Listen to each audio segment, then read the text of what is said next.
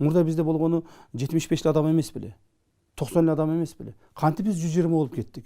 Ошондо мына жаңы конституцияны кабыл алган адамдар, жаңы конституцияны атасымын деген адамдар, ошол эле убактылуу өкмөт түшүндүрүп мынтип айтышкан.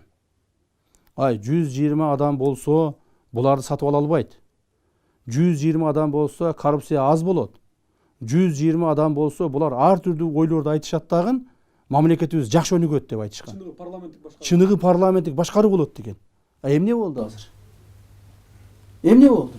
Андан көрө 35 депутат болуп турганда кандай кыйын залкарларыбыз бар эле.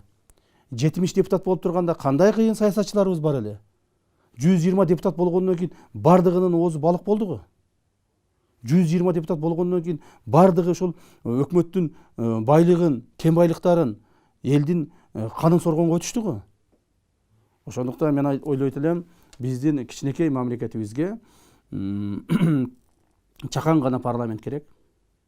Чакан парламент кимдерден туруш керек? Чакан парламент мекенчилерден туруш керек. Элин, жерин сүйгөн адамдардан туруш керек. Мамлекет үчүн жанын берем деген адамдардан туруш керек. Ачык айкын сүйлөгөн адамдардан туруш керек. Мына ошол адамдар гана келип туруп мамлекетти өзгөртө алат. Анан кийин 120 кылабызбы, 200 кылабызбы, 500 депутат кылабызбы, баары бир эгерде ошолор балык болуп олтура турган болсо, алар бийлигин сактап калыш үчүн же болбосо байыш үчүн келе турган болсо, анда эч кандай натыйжа болбойт.